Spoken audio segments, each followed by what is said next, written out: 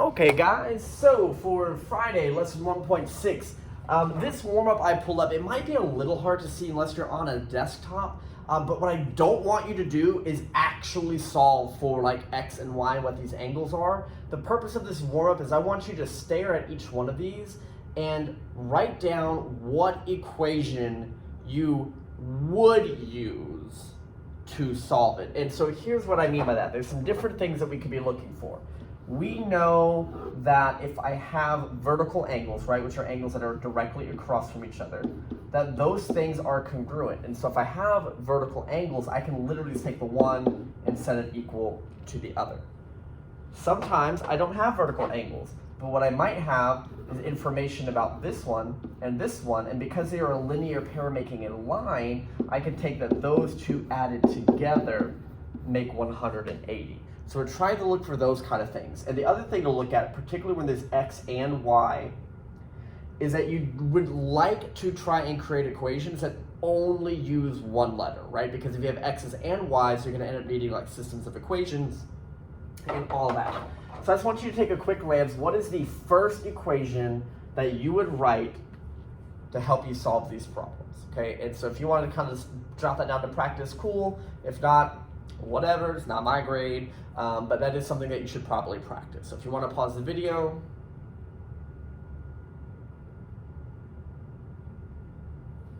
Okay, so this first one, these are vertical angles, which means you could set them equal to each other, and then you would solve. Here, they add up to a line, so the 2x plus the 4x plus 108, those add up to 180, and then you could solve. This problem, if you try to do these two add up to 180, you can, but you'll notice it has X and Y, so that would not be the best choice. The best choice would be to know that these vertical angles are congruent and do 2x plus 25 equals 3x minus 10 and solve. If I were actually doing this question, after I found out what X was, I could plug it in and know this angle, and then I could subtract from 180 to figure out Y, right? So I could do that, but right now I just wanted to know what's that initial equation I would set up.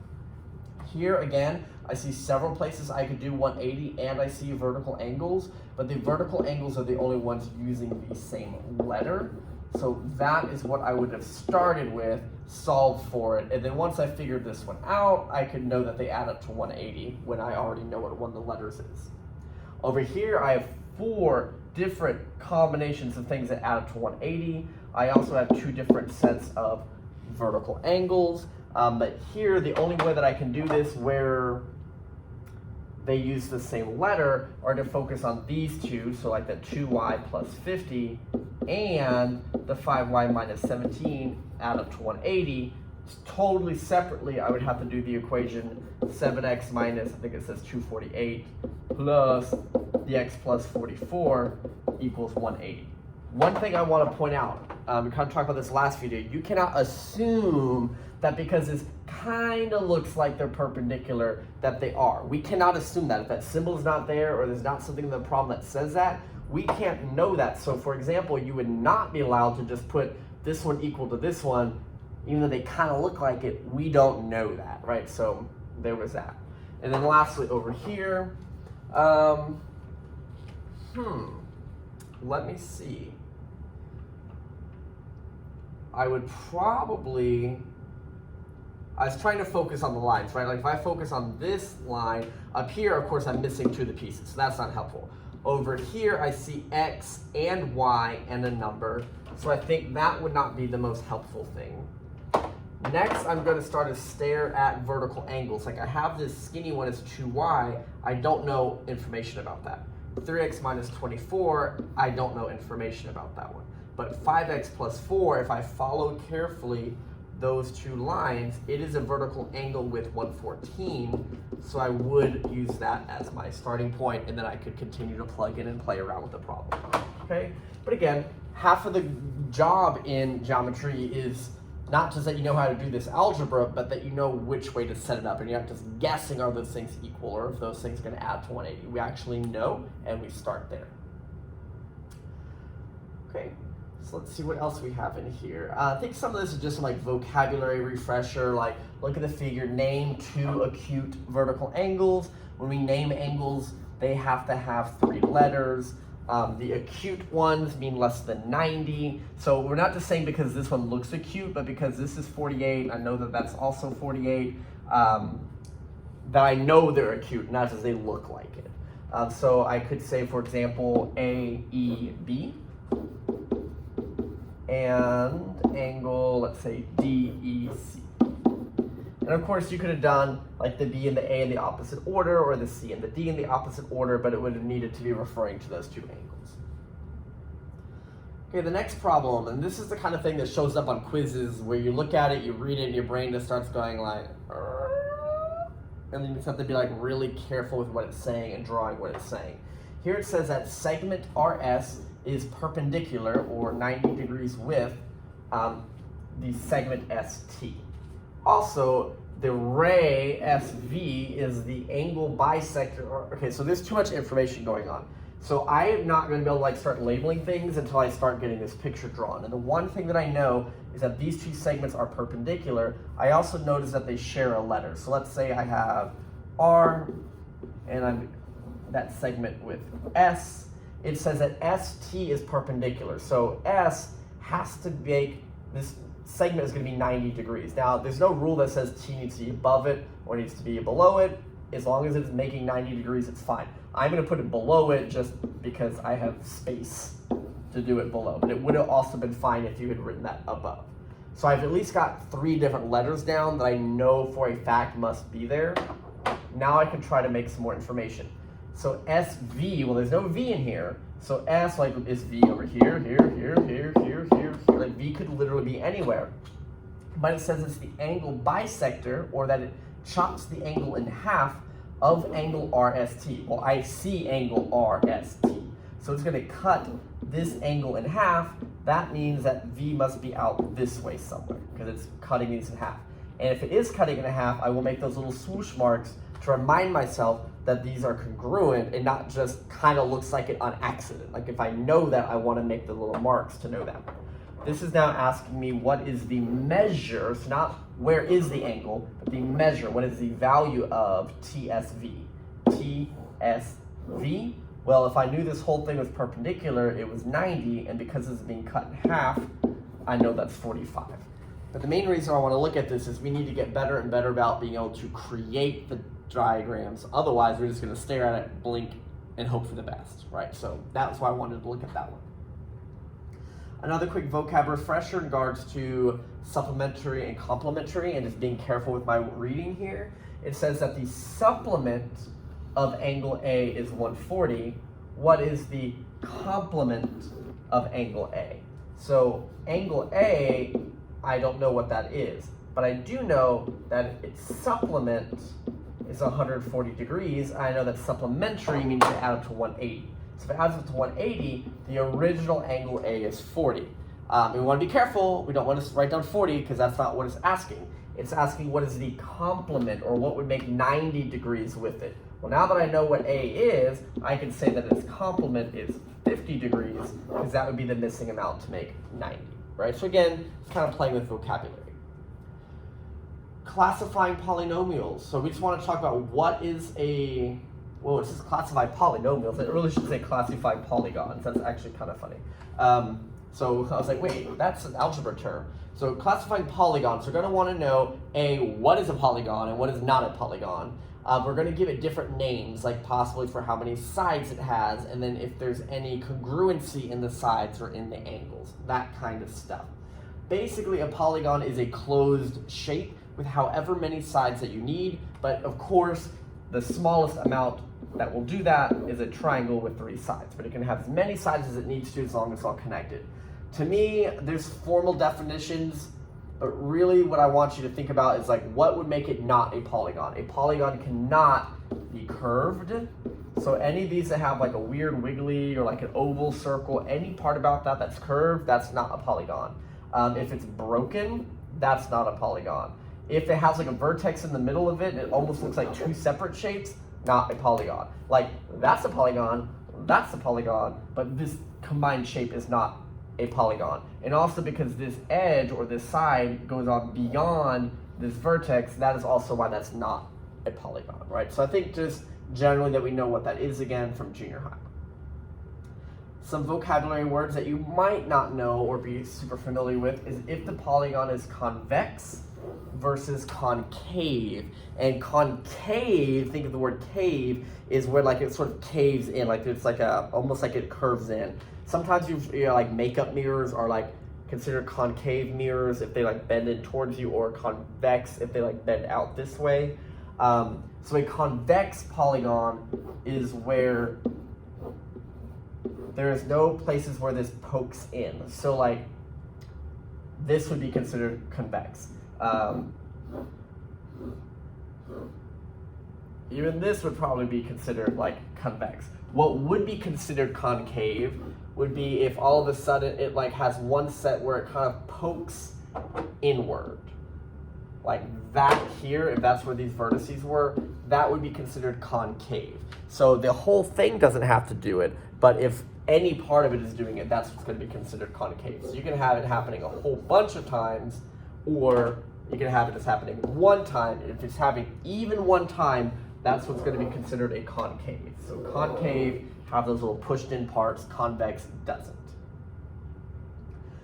Words, so we need to know the names of polygons, and I'm hoping that most of these are pretty familiar to you, but I find that there's a couple that people usually don't know, and they purposely don't memorize them, and then they get them wrong. So don't be that person. We should already know that 3 is a triangle, 4 is a quadrilateral, 5 is pentagon and hexagon. People are usually good with those. Octagon, people are usually fine with that. But the ones that if you don't know them, you need to know that 7 is called heptagon, that 9 is nonagon. A lot of people do know 10 is called decagon, but just if you don't, be aware of that. And you need to know that 12 is called a dodecagon. It's almost like decagon is 10 and the do like dose, it's like 2. So it's like 2 and 10, so 12. Any other size, we're allowed to use what's called an n-gon name. And you're like, what? What that means is if something had 14 sides, I would call it a 14-gon, okay? I could call something with like 26 sides a 26-gon. But what we are not allowed to do is call this a 5-gon. If you write 5-gon when we're supposed to know the word pentagon, we will not accept that. So I'm just trying to tell you there are ones you need to know. The only one that is on this list that you do not have to learn because it's so uncommon in math is the 11, this hendecagon. We do not need to know that. You are allowed to say 11-gon for that one. So basically everything from 3 to 12, you need to know the name except 11-gon. Okay, and then anything bigger than 12, we call it 14-gon, 26-gon. So like I said, write any of those down that you don't know and memorize them. Okay, next couple of words.